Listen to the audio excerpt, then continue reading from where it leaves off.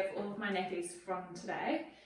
They are just in the bucket. I've been throwing them in there throughout the day, and now I am popping them into, I'm taking the inserts out, making sure that they're out, chucking them into the washing machine. And then here's a pooey one and a cloth, the wet wipe. Here's the pooey one, and where I've gone and I've used my designated poo knife and I've scraped it into the toilet. And now the rest of it, I just chuck in there. Like set. So this is just the first wash. I pop in just a small amount of Versal Ultimate, and then I use a small amount of Sard.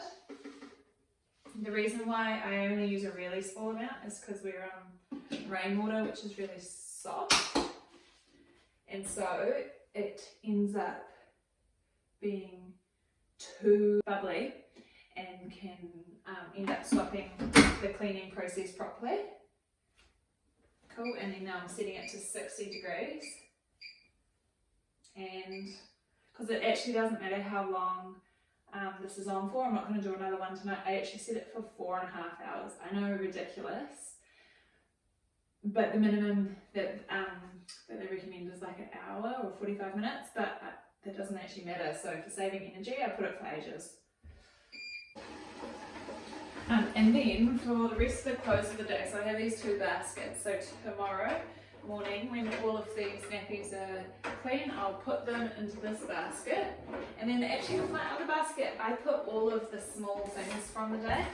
So there's my socks, the kids' socks, anything that's smaller than a tea towel, I chuck into this basket. This is the cloth from the bath, still wet.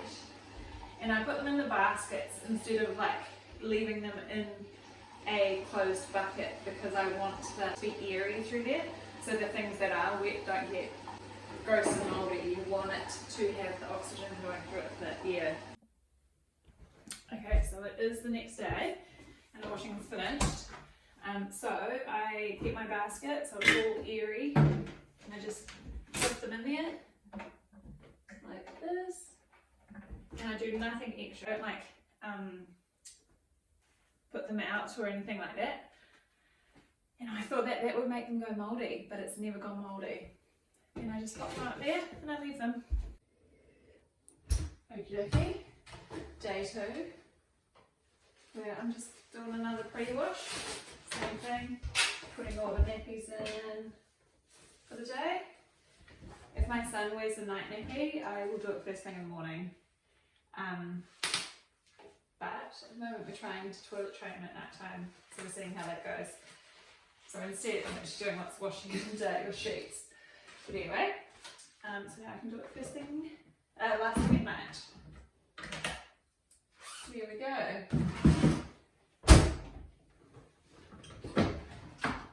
Same. Bit of Persil, bit of Sard, 60 degrees. And again, I'm going to do it for another 4.5 hours. Just because I don't need to put another load on. So it's the next morning, there's been 2 pre-washes. And sometimes I'll do it for 3 days in a row. So I'll just, in that case, I'll just get this basket with the first day. I'll put the second day's ones there. Empty them all out, and then I just leave them again. And then on the 3rd day, but I'm going to do it today, because after having 2 kids, I end up with a lot of extra clothes that can go in there. So now I'm preparing for the main wash. So I put all of these nappies like this in there, empty that basket, and then I empty this basket. So I've also gone and grabbed the face cloths for after eating, and then the tea towels. I understand if you don't want to do that for tikanga reasons, but because of, I can get my head around it because of doing that first wash. And then I pop them all in, all the small bits, And like I said, yeah, just anything smaller than a tea towel, because it just helps with the agitation. If I put a larger item there, then it ends up that they can get stuck in balls. Now with the setting, you could do 60 degrees again, but this is when I actually pull it down to 40. So that's still considered hot. And then I do a full scoop of Persil Ultimate, but it really does depend on the type of water that you have. So I do a full scoop. And then sometimes I just put a little bit of extra aside for like the extra cleaning of the clothes that are in there. And then they recommend that it's over an hour long, this cycle. So just whatever works with your day at that time. There we go.